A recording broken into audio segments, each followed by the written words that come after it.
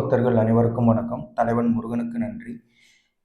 எல்லாருக்குமே மனசுல இருக்கிற குழப்பத்துக்கான இந்த முடிவு நான் இந்த இந்த பதிவுல நான் சொல்லணும்னு நீண்ட நாளாவே என் மனசுல சில விஷயங்கள் இருக்கு. இது வந்து இது சரியா வருமா? சரியா வராதா? அப்படிங்கிற ஒரு விஷயத்துக்கு நான் வராம, இது யார் வேணாலும் ஜட்ஜ் பண்ணலாம். என்ன வேணாலும் சொல்லலாம். அது என்ன வேணா சொல்லட்டும். என் மனசுல இருக்கிற ஒரு விஷயத்த நான் கண்டிப்பா பகிர்ந்துக்கணும். இது நான் முருகப்பெருமானே எனக்கு உணர்த்தின விஷயம். அது மட்டும் இல்லாம நான் நெறைய நேர்காணலும் சரி, நெறைய ஒரு சில பல இடங்கள்ல நான் போய் அனுபவிச்சு, நான் கண்ணால பார்த்ததும், அங்க இருக்கிற இறை சார்ந்த விஷயங்கள், அவங்களோட ஒவ்வொரு கோயில்ல பண்ற வழிபாட்டுக்கும், நம்ம தமிழர்கள் பண்பாட்டுக்கும், இந்த சாஸ்திர சம்பிரதாயத்துக்கும், இந்த இடையில நம்ம பக்தி எந்த அளவுக்கு இருக்கு? அந்த பக்திக்கும், இந்த உணவு முறைகளுக்கும் ஏதாவது சம்மந்தம் இருக்கா? இல்ல இந்த உணவு முறை நம்ம ஃபாலோ பண்ணாதான் நம்ம பக்தி நிலையை அடைய முடியுமா? இப்படிங்கிற ஒரு விஷயம் எனக்குள்ள ஆரம்ப காலகட்டத்துல இதை நான் ரொம்ப தீவிரமா தேட ஆரம்பிச்சேன். நான் முருக பக்தியில இருக்கும்போது, நான் முருகப்பெருமான் கிட்டயே நான் இருக்கணும். அந்த வாழ்க்கையில இந்த வாழ்க்கை, இந்த பிறவி நான் எடுத்தது. உன் கதையோட ஆரம்பம் வேணா சந்தோஷம் இல்லாம இருந்திருக்கலாம். ஆனா உன்னோட எதிர்காலம் ரொம்ப பிரகாசமா இருக்கும். உன்னோட மீதி கதை இன்னும் பாக்கி இருக்கு. நீ யாரா இருக்கணும்னு நீதான் முடிவு பண்ணணும். நான் முதல் காலகட்டத்துல நான் எல்லாருக்கும் முருக பக்தர்கள் நீங்க முதல்ல என்ன பார்த்துருக்கீங்கன்னா உங்க எல்லாருக்குமே தெரியும். நான் நான் முருகனை பத்தி நான் பேச ஆரம்பிச்சதுல இருந்து நான் இப்ப வரைக்கும் நான் சொல்ல விஷயம் ஒரே ஒரு விஷயம் மட்டும்தான். என் வாழ்க்கையில நான் என்னென்ன கஷ்டத்தை தாண்டி வந்தேன், இந்த நிலைமைக்கு நான் நிக்கிறதுக்கான ஒரே ஒரு ஆள் தலைவன் முருகப்பெருமான் மட்டும்தான். அப்புறம் நம்ம வாழ்க்கையில முருகன் ஒவ்வொரு நாளைக்கும் இன்னைக்கு ஒரு விஷயத்த நான் உணர்றாருன்னா, இன்னைக்கு எனக்கு ஒரு மனசுல ஒரு விஷயத்த உணர்த்துறாரு அப்படின்னா, அதை நான் நாளைக்கு இதை நான் செயல்படுத்தலாமா வேணாமான்னு அதையும் முருகப்பெருமான் தான் சொல்லுவாரு. இப்போ நீண்ட நாளா உங்க மனசுல ஒரு கேள்வி இருக்கும்ல, அசைவத்துக்கும் பக்திக்கும் ஏதாவது வித்தியாசம் இருக்கா? இல்ல சைவ உணவு மட்டும்தான் பக்திக்கும் அந்த இறை ஆற்றலுக்கும் சிறந்ததா? இல்ல அசைவம் சாப்பிட்டா அப்ப அசைவம் சாப்பிடலாமா? இல்ல சைவம் சாப்பிடலாமா? அப்படிங்கிற விஷயம். முதல் விஷயத்த நான் சொன்னோம் அப்படின்னு சொல்லி பார்த்தீங்கன்னா, இந்த உணவு முறை அப்படிங்கிற ஒரு நம்ம முன்னோர்கள் காலத்துல இருந்து இருக்கு. நம்ம முன்னோர்கள் என்ன உணவு சாப்பிட்டுருப்பாங்க அப்படின்னு சொல்லி பார்த்தீங்கன்னா, இது நான் நீண்ட நாளாவா நான் தேடிட்டு இருந்தேன். அப்போ இந்த அரிசி, இந்த காய்கறிகள் இதெல்லாம் உற்பத்தி ஆகுறதுக்கு முன்னாடியே, விளைச்சல் ஆகுறதுக்கு முன்னாடியே, இந்த வீடியோ பார்க்குற நெறைய பேருக்கு உங்களுக்கு தெரிஞ்சிருக்கும். உங்க முன்னோர்கள் இல்ல என்னோட முன்னோர்கள் நான் சொன்னாத விஷயத்த நான் சொல்றேன். அதுவும் இல்லாம நான் தேடி சில விஷயங்கள் சேகரிச்சு உங்க முன்னாடி நான் பதிவா நான் பண்றேன். கண்டிப்பா இந்த வீடியோல பார்க்குற ஒவ்வொருத்தவங்களுக்கும் அவங்களோட முன்னோர்கள் சொன்ன விஷயத்தும் ஞாபகம் இருக்கும். முன்னோர்கள் இப்போ இப்ப இருக்கிற காலகட்டத்துல நமக்கு எல்லாமே ஈஸியா கையிலேயே கிடைக்குது. அது உணவு முறையா இருக்கட்டும், நம்ம காய்கறியா இருக்கட்டும், அரிசியா இருக்கட்டும், இல்ல சில தின்பண்டங்களா இருக்கட்டும், எது எது கிடைச்சாலும் நம்ம ஏத்துக்கிறோம். அவ்வளோ சீக்கிரமும் நமக்கு கிடைக்குது. அப்போ முந்தி இருக்கிற காலகட்டத்தெல்லாம் நான் சொல்றது அ ஒரு கரெக்ட்டா ஒரு 1000, 2000, 3000 வருஷத்துக்கு முன்னாடி போங்க. 3000, 4000 வருஷத்துக்கு முன்னாடி போனா கூட இந்த அரிசி, இந்த நெல் வகையா தானிய வகைகள், அதுக்கப்புறம் இந்த காய்கறிகள் இதெல்லாம் கண்டுபிடிக்கிறதுக்கு இதெல்லாம் கண்டுபிடிச்சு கொடுத்ததே நம்ம முருகன் தான். இது எல்லாமே கண்டுபிடிக்கிறதுக்கு முன்னாடியில இருந்து நம்ம மலைவாழ் மக்கள் இருப்பாங்க. அந்த மலை சார்ந்த பிரதேசத்துல வாழக்கூடிய மக்கள்கள் அவங்க என்ன பண்ணியிருப்பாங்க அப்படின்னு சொல்லி பார்த்தீங்கன்னா, எல்லாருமே வேட்டையாடி உண்ண வேண்டிய ஒரு சூழ்நிலைக்கு தான் இருந்திருப்பாங்க.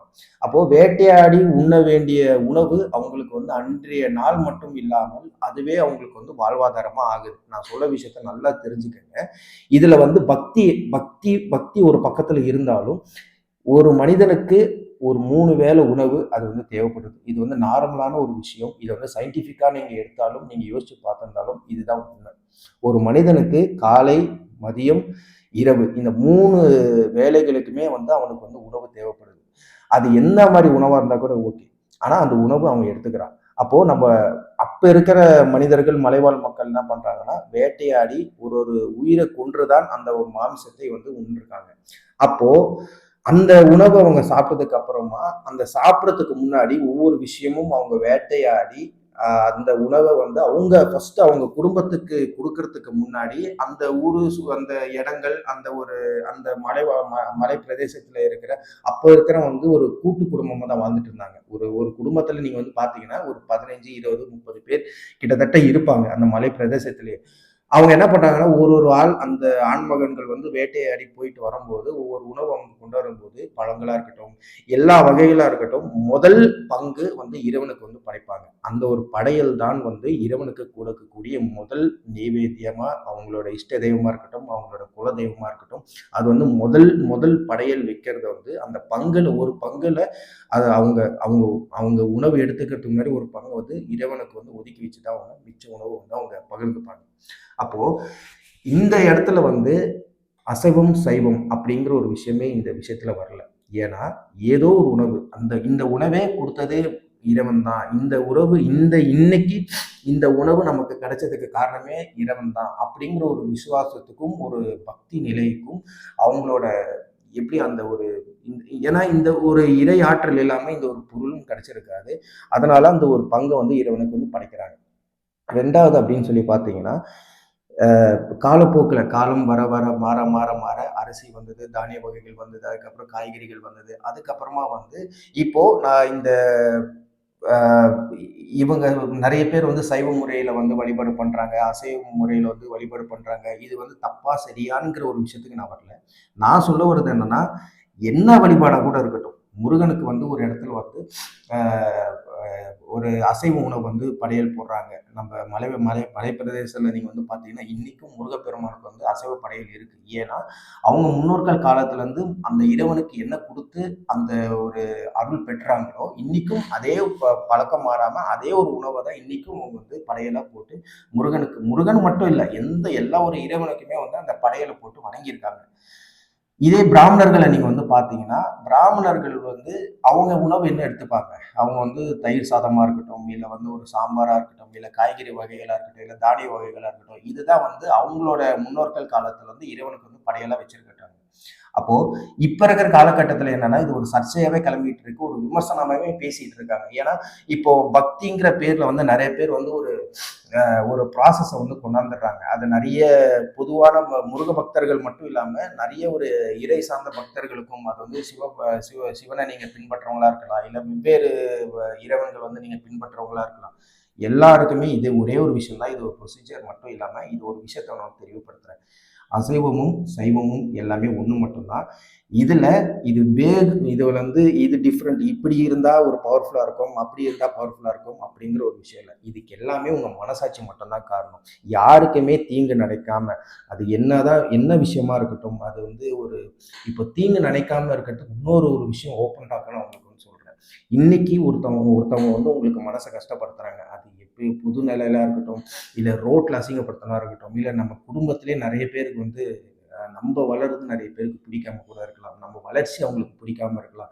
ஒரு ஈகோ ஃபார்ம் ஆகி, நம்மள ஒருத்தவங்க அழிக்கணும் அப்படின்னு நெனைச்சாலும், நம்ம வந்து என்ன பண்ணோம்னா, எதுவுமே நீங்க நீங்க ரியாக்ட் பண்ணவும் வேணாம், நீங்க கோவப்படவும் வேணாம். ஆனா நமக்கு அந்த நிமிஷம் நம்ம கண்ட்ரோல் பண்ணாம சில கோவங்கள் நமக்கு நம்ம தானா நமக்கு வரும். அப்போ ஒரே விஷயம் நீங்க பண்றது என்ன அப்படின்னு சொல்லி பார்த்தீங்கன்னா, இறைவன்கிட்ட நீங்க சொல்லுங்க. கண்டிப்பா சொல்றேன். மனசார நீங்க கோயிலுக்கு போறீங்களோ, இல்ல வீட்ல நீங்க வந்து விளக்கேத்தி நீங்க இறைவன்கிட்ட நீங்க பேசினாலே போதும். கண்டிப்பா சொல்றேன். ஏன்னா நான் இன்னைக்கு நெறைய விஷயங்கள் நான் வந்து முருகப்பெருமானால உணர்ந்து, இன்னைக்கு இந்த வாழ்க்கை வாழ்றதே காரணம் தலைவர் முருகப்பெருமானால மட்டும் தான். இத நான் எங்க போனாலும் வந்து நான் சொல்லுவேன். இது மெயின் ரீசன் இது மட்டும் தான்.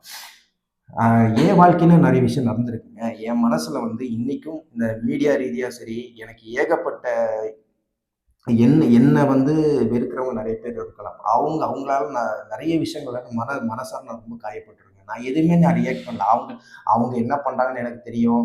அவங்க என்ன செய்றாங்கன்னு எனக்கு தெரியும். எல்லாமே வந்து பின்னாடி தான் வேலை பார்க்குறாங்க. நான் ஒரே விஷயம் தான் முருகன்ட்ட நான் சொன்னேன். முருகா, நீ இந்த மாரி விஷயம் நடக்குது. இது எல்லாமே நீயும் பார்த்துட்டு இருக்க. நான் அவ்வளோ சீக்கிரம் வந்து நான் முருகன் கிட்ட வந்து அவ்வளோ சீக்கிரம் நான் எதுக்கும் சொல்ல மாட்டேன். ஏன்னா, முடிஞ்ச அளவுக்கு அத நான் மறந்துடணும்னு நெனைப்பேன். ரொம்ப மனசு ரொம்ப ஒரு விரக்தியா போகுது. அடுத்த ஸ்டெப்பே நான் மூவ் பண்ணாம இருக்க முடியாத நிலைமையில நான் இருந்தேன். அதையே மனசுல நெனச்சு குழப்பமா இருந்தேன் மட்டும் தான் நான் முருகன்கிட்ட போய் நான் எடுத்து சொல்லுவேன். முருகா, இந்த மாரி ஒரு விஷயம் நடக்குது. என்ன சுத்தி இருக்கிறவங்களே நான் எதுவுமே பண்ணல. அவங்க என்னைய வந்து தேவையில்லாத ஒரு விஷயத்த வந்து பேசிட்டு இருக்காங்க. புறம் பேசுறாங்க. என் பின்னாடி இத்தன வேலைகள் நடந்துட்டு இருக்கு. இது எல்லாமே நீ பார்த்துட்டு தானே இருக்க முருகா. தயவுசெய்து அவங்களுக்கு ஏதாவது ஒரு வழிய மட்டும் நீ காட்டு. நான் சொல்லி கிட்டத்தட்ட 1 நாளோ இல்ல 2 நாளோ கண்டிப்பா அவங்களுக்கு அந்த ரியாக்ஷன் இத விட பல மடங்கு நான் கண்கூடா பார்த்துருக்கேன். நான் உணர்ந்த விஷயத்த நான் வந்து சொல்றேன். அதனால நான் சொல்றேன், முருக பக்தர்களே, நீங்க யாருமே வந்து என்ன ஒரு கோவமா இருக்கட்டும், உங்க உங்க வாழ்க்கைய அழிக்க வந்தவங்களா கூட இருக்கட்டும்ங்க, நீங்க எதுவுமே ரியாக்ட் பண்ணாதீங்க. ஒரே ஒரு விஷயம் மட்டும் நீங்க பண்ணா மட்டும் போதும். நீங்க முருகப்பெருமான வணங்குறவங்களா இருக்கலாம். இல்ல வந்து எந்த ஒரு இறை பக்தியா நீங்க கூட இருக்கலாம். நீங்க தயவுசெய்து உங்களோட இறைவன் கிட்ட போய் இதெல்லாம் விஷயத்த வந்து நீங்க முறையிடுங்க. கண்டிப்பா உங்களுக்கான பதில் யாராவது ஒருத்தவங்க மூலியமா உங்களுக்கு தெரியும். இல்ல உங்க மனச காயப்படுத்துறவங்களே வந்து உங்ககிட்ட மன்னிப்பு கேட்க வைப்பாரு. கண்டிப்பா சொல்றேன். 2வது இந்த விரத முறை. இப்போ மகா கந்த சஷ்டி விரதமா இருக்கட்டும். இது எல்லா விரத முறை இது எல்லாமே வந்து ஒரே விஷயம் மட்டும்தாங்க. நம்ம முன்னோர்கள் காலத்துல இருந்து தான் இந்த விரத முறையே நமக்கு வந்து ஆரம்பிச்சிருக்காங்க. அது வந்து சித்தர்கள் வழிபாடா இருக்கலாம். நிறைய பேர் வந்து சொல்றாங்க. இப்போ வீடியோ ரீசெண்டா கூட நான் பார்த்தேன். இது வந்து சித்தர்கள் ஆரம்பிச்சது அப்படின்னு. இந்த சித்தர்களுக்கெல்லாம் முன்னாடி நம்ம முன்னோர்கள் வாழ்ந்திருப்பாங்கல்ல. அவங்க கடைபிடிச்சு கொண்டு வந்த விஷயங்கள் தான் இந்த விரத முறை. இந்த விரதம் அப்படின்னா என்ன அப்படின்னு சொல்லி பார்த்தீங்கன்னா, இப்போ வந்து ஒரு மாசம் ஃபுல்லா நம்ம வந்து காலை, மதியம், இரவு உணவு எடுத்துக்கிட்டே இருக்கோம். நம்ம என்ன உணவு வேணா நம்ம எடுத்துப்போம். சில பேர் வெஜிடேரியனா இருப்பாங்க. சில பேர் நான் வெஜிடேரியனா இருக்காங்க. சில பேர் வந்து வெஜிடேரியனும், நான் வெஜிடேரியனும் கலந்து நீங்க சாப்பிடுறவங்களா கூட இருக்கலாம். அந்த ஒரு மாசம் ஃபுல்லா நீங்க சாப்பிட்டுட்டே இருக்கும்போது, உங்களுக்கு உடல்ல நடக்கக்கூடிய சில விஷயங்கள் வந்து உங்க அறியாமலே நீங்க இருக்கும். நம்மலாம் இப்ப தொட்டதுக்கு வந்து நம்ம ஹாஸ்பிட்டல் போறோம். அப்பலாம் ஹாஸ்பிட்டல் இருந்ததே கிடையாது. இப்ப இருக்கிற ஒரு டெக்னாலஜி மாரி அப்ப இருக்கிற முந்தைய காலகட்டத்துலலாம் வந்து ஹாஸ்பிட்டலும் இருந்திருக்க வாய்ப்பு கிடையாது. அப்பல்லாம் ஏதாவது ஒரு இடத்துல வந்து மருத்துவர் ஒருத்தர் இருப்பாரு. அதையும் தாண்டி அப்படின்னு பார்த்தீங்கன்னா, தன்னை தாண்டியே நம்ம இயற்கை வைத்தியம் மூலியமா தான் நம்மளே வந்து நம்ம குணப்படுத்திக்கிற நிலைமையில நம்ம இருந்திருப்போம். அப்போ வந்து இந்த ஒரு உணவு முறை வந்து கையாளும் விதமா வந்து இந்த விரதத்த வந்து கொண்டு வந்திருக்காங்க. மாசத்துல 1 நாள் வந்து கம்ப்ளீட்டா வந்து எதுவுமே சாப்பிடாம இருக்கிறது ஒரு விரதம் தான். இல்ல மாசத்துல வந்து 7 நாளுமே வந்து ஏதோ ஒரு வேளைக்கு வந்து சாப்பிடாம இருக்கிறதே வந்து சிறந்த ஒரு விரதம் தான். இந்த விரதம் எதுக்குன்னா, நம்ம பாடிய வந்து கண்ட்ரோல் பண்ணி எ சில பல விஷயங்கள் நம்ம உடம்புல நடக்கும். டைஜஷனா இருக்கலாம். சில விஷயங்கள் வந்து நம்ப நம்ப நம்ம உண நம்ப உடம்புல நமக்கு சில விஷயங்கள் நடக்கக்கூறத நம்ம வைப்ரேஷனா இருக்கட்டும். நமக்கு தெரியாத சில விஷயங்கள்லாம் நமக்கு இப்ப நம்ம கண்ணால பார்க்க முடியாத சில விஷயங்கள் நம்ம இன்னர் சைட்ல நமக்கு நடக்கும். இது எல்லாமே வந்து அத கிளென்ஸ் பண்றதுக்காக தான் இந்த ஒரு 7 நாளா இருக்கட்டும், 21 நாளா இருக்கட்டும், இல்ல 48 நாட்களா இருக்கட்டும். இது எல்லாமே வந்து ஒரு விரத முறை மட்டும்தான். இதையும் இந்த பக்திக்கும் என்ன சம்மந்தம் அப்படின்னு சொல்லி பார்த்தீங்கன்னா, இத நான் வந்து விரதம் நான் ஆரம்பிக்கிறேன். இது வந்து இந்த விரதம் நான் ஆரம்பிக்கிறேன். இது நான் ஆரம்பிச்சது இது எந்த ஒரு இறைவனுக்கு நான் கொண்டு போய் நான் சேர்க்கணும். நான் வந்து முருகனுக்காக நான் விரதம் இருக்கேன் அப்படின்னு சொல்லி பார்த்தீங்கன்னா, என்னால முடிஞ்சது நான் செவ்வாய்க்கிழமை நான் விரதம் இருக்கேன். இப்ப நான் வந்து ஒரு 7 நாள் இருக்கேன், ஒரு 21 நாள் இருக்கேன், இல்ல 48 நாளே இருக்கேன். அந்த 48 நாளே வந்து நெறைய பேர் சொல்றது என்ன அப்படின்னா, நீங்க அசைவம் சாப்பிடாதீங்கன்னு சொல்லுவாங்க. அசைவம் சாப்பிடாம இருக்கிறது ஓகே விட்டுருங்க. அந்த 48 நாளுமே ஒரு வேளைக்கு மட்டும் சாப்பிடாம இருக்கிறது மிகப்பெரிய ஒரு விஷயம். அத முருகப்பெருமான் வந்து அனுமதிச்சா மட்டும் தான் அந்த 48 நாளும் அந்த விரதமே நம்மளால இருக்க முடியும். இது யார் சொல்லியும், இல்ல நான் சொல்லியோ, இல்ல எத்தனையோ வீடியோக்கள்ல வந்து நெறைய பேர் பேசியிருந்தாலும், கண்டிப்பா இது யாராலயுமே அந்த 48 நாளுக்கு வந்து ஒரு வேளை மட்டும் சாப்பிடாம யாராலயும் இருக்க முடியாது. இது முருகப்பெருமான் வந்து அவங்கவங்க மனசுக்குள்ள போய், "நீ இந்த மாரி இரு" அப்படின்னு சொல்லி இருந்தா மட்டும் தான், அதுக்கான வழி நமக்கு வந்து குடுத்தா மட்டும் தான், இந்த விரத முறைய நம்ம கடைபிடிக்க முடியும். இது எல்லாமே உங்க எல்லாருக்குமே தெரிஞ்சிருக்கும்னு நான் நினைக்கிறேன். இந்த விரத முறை அப்படிங்கிறது வந்தும், அப்புறம் அசைவமும், சைவமும் இதுக்கான விளக்கம் முழுக்க வந்து நான் உங்களுக்கு குடுத்துட்டேன். இதுக்கு மேல வந்து நீங்க வந்து மனசுல போட்டு குழப்பிக்காதீங்க. நம்ம அசைவம் சாப்பிடுறதுனால தான் வந்து நம்ம முருகப்பெருமான் வந்து நமக்கு சோதனை குடுக்குறாரா? இல்ல வந்து சைவமே தான் நான் இருக்கேன். ஆனா முருகப்பெருமான் இந்த சைவத்துக்கும், அசைவத்துக்கும் பக்திக்கு வந்து சம்மந்தமே கிடையாது. நீங்க உங்க மனசுக்கு இது தோணுதா? தயவு செய்து நீங்க பண்ணுங்க. இது நீங்க பண்ணாம இரு இது இது இது நீங்க பண்ணாம இருந்தனால தான் நமக்கு இது நடக்கும் அப்படின்னு சொல்லிட்டு நீங்களே யோகிச்சு அத எதுவும் பண்ணிக்காதீங்க. கண்டிப்பா அடுத்த பதிவுல நான் வந்து உங்களுக்கு சந்திக்கிறேன்.